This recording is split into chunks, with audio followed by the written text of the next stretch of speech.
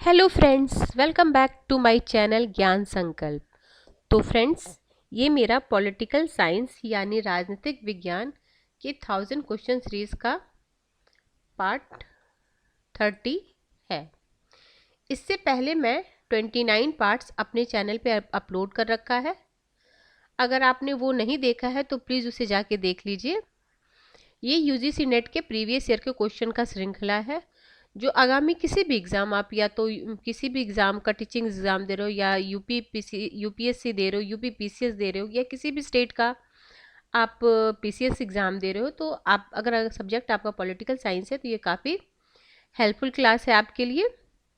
और मैं कहूँगी कि इस सीरीज़ को आप शुरू से लेके अंत तक देखना है, जिसमें आपकी बहुत सारी चीज़ें कवर होगी। एक तो सारे यूनिट्स जितने भी है पॉलिटिकल साइंस के, सब यूनिट जो भी हैं, comparative, international politics, administrative, theory, thinker, सारे कवर हो जाएंगे। एक तो ये होगा, साथ में मैं क्लास स्टार्ट होने से पहले आपको आर्टिकल बताती हूँ, तो जिससे आपको धीरे धीरे पूरे आर्टिकल भी लर्न हो जाएंगे।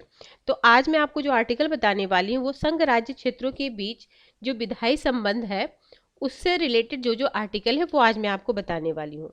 तो संघ और राज्य क्षेत्र के बीच 3 शक्तियों का संबंध है, विधायी, प्रशासनिक और वित्तीय। तो आज हम बात करेंगे संघ और राज्य क्षेत्र के बीच विधायी संबंधों का। तो सबसे आर्टिकल 245 से स्टार्ट होता है। तो 245 में क्या बोला गया? 245 में बोला गया है, संसद द्वारा और राज्यों की विधान मंडलों द्वारा बनाई गई विधियों का विस्तार। 245, ओके। अब आपको ये भी ध्यान हो जाएगा ना, देखो 245 से लेकर 250 तक राज्य विधायी संबंध है, और 256 से लेकर 263 तक आपका प्रशासनिक संबंध है, और 264 से लेकर वित्तीय संबंध काफी है, 293 तक है। ठीक है, तो आज हमें तो प्रशासनिक विधायक संघ राज्य के विधायी शक्ति के बारे में बात करनी है। तो 245 ये हो गया। 246 क्या बोलता है? 246 बोलता है संसद द्वारा और राज्यों की विधानमंडल द्वारा बनाई गई विधियों की विषय वस्तु। 247 में बोला गया है, कुछ अतिरिक्त न्यायालयों की स्थापना का उपबंध करने की संसद की शक्ति। 248 अवशिष्ट विधायी शक्तियां। 249 राज्य सूची के विषय के संबंध में राष्ट्रीय हित में विधि बनाने की संसद की शक्ति। 250 में यदि आपात की उद्घोषणा प्रवर्तन में हो तो राज्य सूची के विषय के संबंध में विधि बनाने की संसद की शक्ति। 241 में संसद द्वारा अनुच्छेद 249 और अनुच्छेद 250 के अधीन बनाई गई विधियों और राज्यों के विधान मंडलों द्वारा बनाई गई विधियों की असंगति। फिर 250 बोलता है, दो या अधिक राज्यों के लिए उनकी सहमति से विधि बनाने की संसद की शक्ति और ऐसी विधि का किसी अन्य राज्य द्वारा अंगीकार किया जाना। 253 क्या बोलता है? 253 बोलता है, अंतर्राष्ट्रीय करारों को प्रभावी करने के लिए विधान। 254 बोलता है, संसद द्वारा बनाई गई विधियों और राज्यों के विधान मंडलों द्वारा बनाई गई विधियों में असंगति। 255 बोलता है, सिफारिशों और पूर्व मंजूरी के बारे में अपेक्षाओं को केवल प्रक्रिया के विषय मानना। तो फ्रेंड्स, ये हमारा संघ और राज्य क्षेत्र की विधायी संबंधों से संबंधित आर्टिकल था, जो 245 से लेकर 250 तक था। आज मैंने ये किया। अगले क्लास में मैं संघ राज्य के प्रशासनिक संबंध से जो रिलेटेड आर्टिकल है वो कराऊंगी। तो फ्रेंड्स, अगर आपको किसी वजह से मेरा चैनल हेल्पफुल लग रहा है, आपकी प्रिपरेशन को बूस्ट करना है, तो प्लीज़ मेरे चैनल को आप सब्सक्राइब कीजिए, अपने फ्रेंड में शेयर कीजिए और मेरे वीडियो को लाइक कीजिए। ये क्वेश्चन जो है यूजीसी नेट 2019 में आया हुआ है।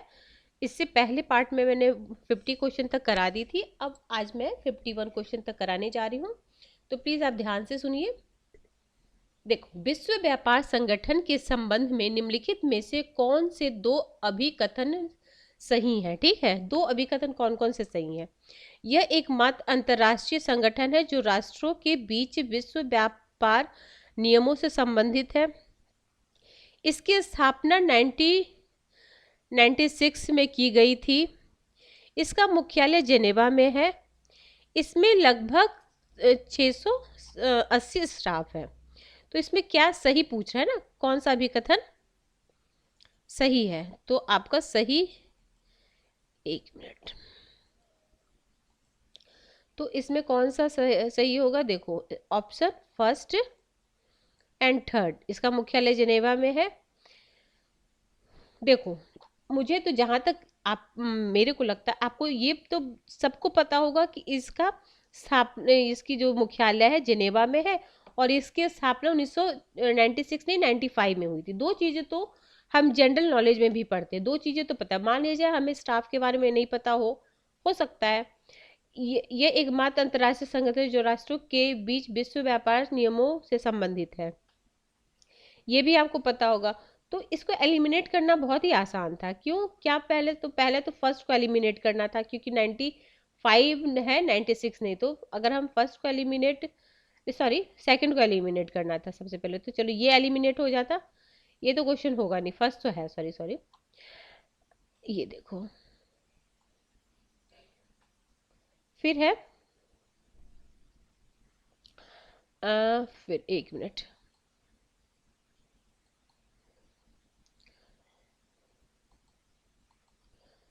फिर है, क्या है? तीसरा हमें पता है जिनेवा है, ठीक है, जिनेवा है, तो तीसरा वाला तो सही होगा, ठीक है, तीसरा वाला सही होगा। तो फर्स्ट और थर्ड सही होगा। तो देखो, अब इसके बारे में हम थोड़ा जान भी लेते हैं। इसके बारे में आपको बहुत कुछ, थोड़ा बहुत तो पता होगा। देखो, विश्व व्यापार WTO का मुख्यालय जिनेवा में है। यह गैट की संस्थागत चरमोत्कर्ष है। इसकी स्थापना 1 जनवरी 1995 में हुई थी। विश्व व्यापार संगठन के कार्य इस प्रकार हैं: व्यापार समझौता का प्रशासन, व्यापार समझौता के लिए मंच प्रदान करना, व्यापार विवादों का निवारण, राष्ट्रीय व्यापार नीतियों की पुनः जांच, तकनीकी सहायता तथा प्रशिक्षण कार्यक्रम द्वारा विकासशील देशों की व्यापक नीति संबंधी मामलों में सहायता करना तथा अंतर्राष्ट्रीय संगठनों के साथ तालमेल स्थापित करना। विश्व व्यापार संगठन इस बात का भी आश्वासन देता है कि विकासशील देशों में, विशेषकर न्यूनतम विकसित देशों को, अंतर्राष्ट्रीय व्यापार में उनके आर्थिक विकास की आवश्यकताओं के अनुरूप सुरक्षित स्थान मिलना। क्वेश्चन नंबर 52 क्या बोलता है? क्वेश्चन नंबर 52 में है, निम्नलिखित में से कौन से दो अभिकथन विकास के अधिकार के संबंध में सही है? तो देखो, विकास के अधिकार के घोषणा पत्र को वर्ष 1986 में साधारण सभा में अंगीकार किया गया था। यह अत्य संक्रामक मानव अधिकार है। इसे 1993 में वियना शोषण एवं कार्य योजना में कोई जगह नहीं। वर्ष 1990 में मानव अधिकार के आयोगों ने इसके कार्यक्रम की निगरानी हेतु एक कार्य समूह की स्थापना की। तो इसमें पूछा ये कौन सा दो कथन सही है? तो फर्स्ट और सेकंड सही है। फर्स्ट क्या बोलता है? विकास के अधिकार के घोषणा पत्र 1986 साधारण सभा में अंगीकार किया गया। यह अत्य संक्रमण मानव अधिकार है। ये दोनों गलत है, बाकी फर्स्ट और सेकंड सही है। तो एक बार मैं आपको पूरा एक्सप्लेन कर देती हूँ। देखो, विकास के अधिकार के संबंध में सही कथन इस प्रकार है: विकास के अधिकार के घोषणा पत्र को 1986 में संयुक्त राष्ट्र आम सभा द्वारा अंगीकार किया गया। हो सकता है कभी कभी ये देखो, इसमें से तो चार कथन दे दिया, कभी कभी चार वो मैचिंग में भी ईस्वीसन वाला दे देता है। तो देखो, संयुक्त राष्ट्र आम सभा द्वारा अंगीकार किया गया, यह एक अविच्छेद्य मानव अधिकार है। संयुक्त राष्ट्र महासभा द्वारा यह घोषणा पत्र 128 के जरिए स्वीकार किया गया। संयुक्त राष्ट्र विकास के अधिकार घोषणा पत्र में कुल 10 अनुच्छेद हैं। इस घोषणा पत्र में आर्थिक विकास की प्रक्रिया को न्याय संगत, समतापूर्ण, भागीदारी युक्त, उत्तरदायी एवं पारदर्शी बनाने की बात की गई। इसमें भोजन, स्वास्थ्य, शिक्षा, रोजगार और जीवन स्तर के अधिकारों का समावेश है। निम्नलिखित में कौन से दो कथन कश्मीर को लेकर भारत पाक संबंधों के बारे में सही है? कश्मीर को लेकर, ठीक है, भारत और पाक के बीच क्या सही है? देखो, सुरक्षा परिषद ने वर्ष 1948 में पहली बार जम्मू कश्मीर के मुद्दे पर चर्चा की थी, ठीक है।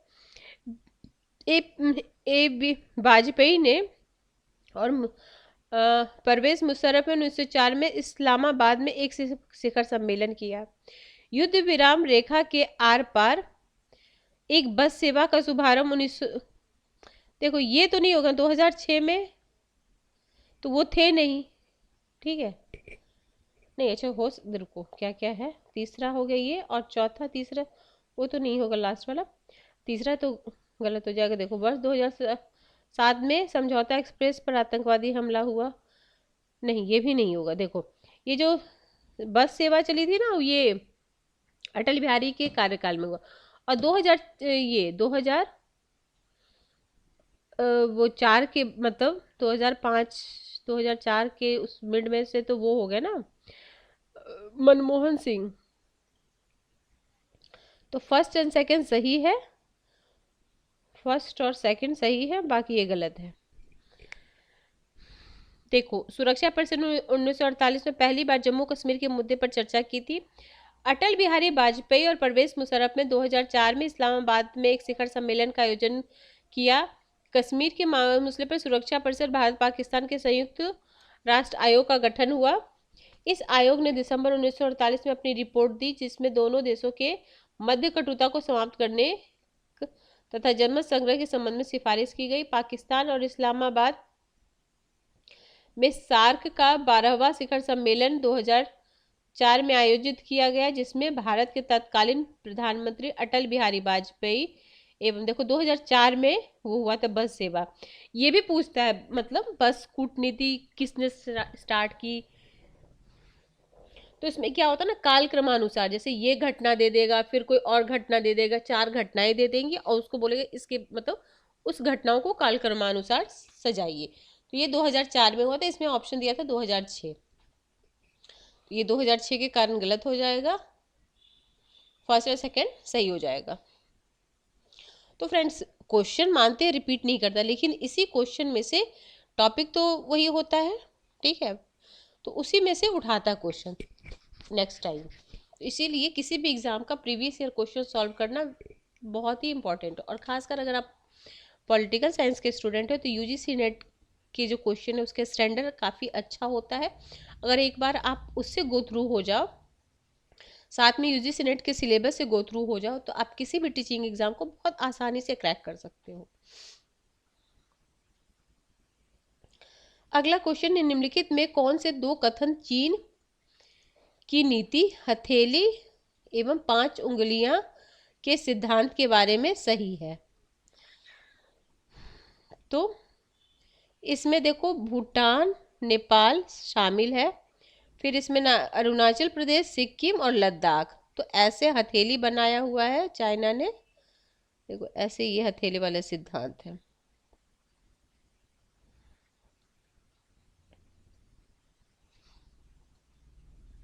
ये तिब्बत हो गया, ठीक है, ऐसे भूटान उसको अपना भाग मानता, नेपाल अरुणाचल सिक्किम लद्दाख, ठीक है फ्रेंड्स। तो ऐसे आप लर्न करना।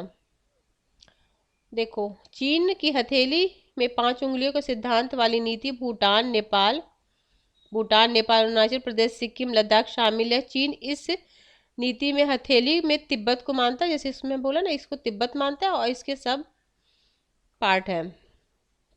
चीन इस नीति के अनुसार भारतीय क्षेत्र में भी उनकी विदेश नीति की अहम हिस्सा है, ठीक है। अगला क्वेश्चन है, राज्यसभा के गठन के संबंध में निम्नलिखित में से कौन से कथन सही है? राज्यसभा के गठन के संबंध में तो देखो राज्यसभा में 238 से अनाधिक सदस्य राज्यों और संघ राज्य क्षेत्रों का प्रतिनिधित्व करते हैं। सही पूछ रहा, हमेशा इस बात पे बहुत गौर करना, नहीं तो कभी कभी हम एग्जाम में खासकर प्रेशर में रहते हैं तो इस बात में गलतियां हो जाती है। क्या नहीं कभी हो सकता दिमाग में सही पढ़ते ही नहीं है तो हम लोग गलत को ऑप्शन चुन लेते हैं। राज्यसभा में पौंडीचेरी के प्रतिनिधि निर्वाचित होते हैं। संविधान की 3री अनुसूची राज्यसभा में राज्यों की सीटों के आवंटन से संबंधित है। संविधान की 4थी अनुसूची राज्यसभा में राज्यों को सीटों के आवंटन से संबंधित है। तो इसका 1 2 4 इज राइट आंसर, 3 नहीं होगा, 3 को एलिमिनेट कर दो, बाकी सही है। निम्नलिखित में से किस आधार पर न्यायपालिका द्वारा उत्प्रेषण याचिका जारी की जा सकती है? तो क्षेत्राधिकार की कमी और क्षेत्राधिकार की अधिकता, ठीक है, ये दोनों के कारण। भारतीय संविधान की उद्देशिका के संबंध में निम्नलिखित में से कौन सा दो अभिकथन सही है? न्याय सामाजिक, आर्थिक और राजनीतिक, विचारधारा, विचार, अभिव्यक्ति, विश्वास, आस्था, पूजा की स्वतंत्रता, फिर है हैसियत। तो इसका पहला और दूसरा ही सही है, बाकी दोनों गलत है। तो आपको प्रस्तावना को भी बहुत अच्छे से पढ़ना पड़ेगा, कितनी तरह की समानता बताई गई, कितनी तरह की स्वतंत्रता बताई गई, कितने, तो ये मतलब 3-4 बार आप, तो मैं अगर मेरा जब आर्टिकल ख़त्म हो जाएगा तो मैं क्लास के स्टार्टिंग में आपको ये क्या बोलते हैं उद्देशिका या प्रस्तावना बोल के 2-3 बार बोल दूंगी, 3-4 बार, तो आप मतलब हर क्लास में मैं बोलती जाऊंगी तो आपको याद हो जाएगा। ये तो पता ही है। चलो, इससे भी क्वेश्चन पूछ जाते। 1946 में जो संशोधन हुआ, जो 3 शब्द दुए, समाजवाद, पंथनिरपेक्ष और अखंडता, ये भी क्वेश्चन पूछता है। उदारीकरण के सकारात्मक प्रभाव है। तो उदारीकरण के सकारात्मक विदेशी निवेश, बढ़ा हुआ उत्पाद और प्रौद्योगिकी उन्नति। देखो, बड़ी बेरोजगारी क्यों होगी, जैसे इसको तो एलिमिनेट ही कर दोगे आप, तो इसको एलिमिनेट करोगे तो खुद ब खुद आंसर आ जाएगा। अगला है रिक्स द्वारा फ्यूज्ड मॉडल निम्नलिखित में से किस पर आधारित? देखो, रिक्स का फ्यूज्ड मॉडल बहुत, मतलब रिक्स का जो कंपैरेटिव पॉलिटिक्स में जो दिया गया है वो पढ़ना बहुत ही जरूरी है, उससे एक क्वेश्चन आने ही आने, ठीक है। अब मेरे चैनल पे आपको कंपैरेटिव पॉलिटिक्स की भी क्लासेस मिलेगी, जिसमें मैंने 2-3 टॉपिक तो करा रखा है। वैसे ही हर दिन, मतलब हर दिन तो नहीं, मैं उसकी वीडियो डालती हूँ, एक दिन बीच करके मैं उससे कंपैरेटिव पॉलिटिक्स की वीडियो डालती हूँ। और हाँ, मेरे चैनल पे आपको पॉलिटिकल थ्योरी की बहुत सारी क्लासेस मिल जाएगी, और मैं जब क्लास ख़त्म करती हूँ तो उससे रिलेटेड एमसीक्यू भी करा देती हूँ। पर्टिकुलरली दिस पार्ट का ख़त्म करती हूँ तो उसका एमसीक्यू करा देती हूँ, ताकि आपकी जो अंडरस्टैंडिंग है सही बैठेगी। सिर्फ देखो, अगर आप एग्ज़ाम क्रैक करना चाहते हो, देखो नॉलेज करना चाहते हो तो थ्योरी सिर्फ पढ़ सकते हो, लेकिन अगर आपको एग्ज़ाम क्लियर करना है तो theory with MCQ is must.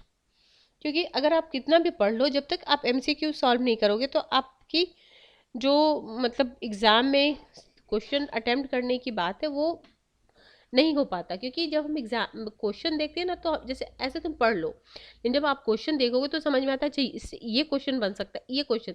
तो इसलिए जब मैं एक्सप्लेन भी कराती हूँ या जब मैं थ्योरेटिकल पार्ट भी पढ़ाती हूँ तो मैं बताती हूँ कि कहाँ से क्वेश्चन बन सकता है। क्योंकि देखो फ्रेंड, एक्सपीरियंस मैटर करता है। मुझे इतना एक्सपीरियंस है, तो मैं जब पढ़ाती हूँ बच्चों को तो मैं बताती हूँ कि कहाँ से क्वेश्चन बन सकता है। तो देखो, रिक्स का फ्यूज्ड मॉडल निम्नलिखित में से किस पर आधारित है? तो कृषि पर निर्भरता, समाज में उपलब्धि मूल्य, राज परिवार का प्रभुत्व, वस्तु विनिमय व्यवस्था पर आधारित आर्थिक व्यवस्था। तो इसका 1-3-4 है, 2 नहीं होगा, बाकी ये है। तो देखो, फ्रेड रिक्स का फ्यूज्ड मॉडल कृषि पर आधारित है, यह राज परिवार के प्रभुत्व और वस्तु विनिमय पर आधारित है, आर्थिक व्यवस्था पर आधारित है। रिक्स के अनुसार परंपरागत कृषि प्रधान एवं पौराणिक समाज फ्यूड समाज को प्रदर्शित करता है। रिक्स के अनुसार फ्यूज मॉडल कार्यात्मक रूप से अव्यवस्थित है, इसमें एक ही ढांचा सभी प्रकार के कार्यों को संपादित करता है। और इसके संबंधित क्या क्या, रिक्स के अनुसार कृषि समाज में संरचना आरोपण प्रधान विशेषता तथा बिखरी हुई होती है। कृषि समाज में स्थानीय समूह स्थायी होते हैं तथा उनकी गतिशीलता सीमित होती है। कृषि समाज में व्यावसायिक विभेदीकरण अपेक्षाकृत अस्थायी तथा सत्य होता है। कृषि समाज में विभिन्नतापूर्ण सामाजिक स्तरीकरण होता है। रिक्स के अनुसार प्रत्येक कृषि समाज किसी खास अवधि में औद्योगिक समाज में परिवर्तित हो जाता है। क्वेश्चन 60 क्या है? नव लोक प्रशासन प्रबंध के निम्नलिखित में से कौन से विषय हैं? तो निजी क्षेत्रों के तौर तरीके, प्रैक्टिस को अंगीकार करना, संशोधित रिपोर्टिंग एवं निगरानी तंत्र, निष्पादन लक्ष्य, सार्वजनिक क्षेत्र के तौर तरीके को अंगीकार करना। तो इसमें से ऑप्शन बी फर्स्ट, सेकंड और थर्ड हो जाएगा, फोर्थ नहीं होगा। देखो, नवलोक प्रशासन के विषय में क्रमशः निजी क्षेत्रों के तौर तरीके को अंगीकार करने तथा संशोधित रिपोर्टिंग एवं निगरानी तंत्र, निष्पादन लक्ष्य शामिल है। नवलोक प्रशासन की प्रकृति निजीकरण से प्रभावित दिखाई देती है, जो सरकारी कार्यों के पेशेवराना के दृष्टिकोण। ठीक है। देखो, ऑसबर्न तथा गेवलर ने नवलोक प्रशासन के प्रमुख सिद्धांत एवं लक्षण इस प्रकार बताए हैं: उत्प्रेरक शासन, समुदाय आधारित शासन, प्रतिस्पर्धा शासन, विषय आधारित शासन, परिणामोन्मुखी शासन, ग्राहक आधारित शासन, उद्यमी शासन, पूर्वानुमानकर्ता शासन, विकेंद्रीकृत शासन, बाजारोन्मुख शासन। नवलोक प्रशासन को उत्तर नौकरशाही, प्रतिमान प्रबंधवाद, बाजार आधारित लोक प्रशासन आदि नामों से जाना जाता है। तो फ्रेंड्स, आज मैं 60 क्वेश्चन तक कराती हूँ। नेक्स्ट क्लास में मैं इससे आगे का कराऊंगी। अगर आपको किसी वजह से ये चैनल हेल्पफुल लग रहा है तो प्लीज़ मेरे चैनल को आप सब्सक्राइब कीजिए, मेरी वीडियो को लाइक कीजिए और अपने फ्रेंड में शेयर कीजिए। Till then, bye bye, see you in next video.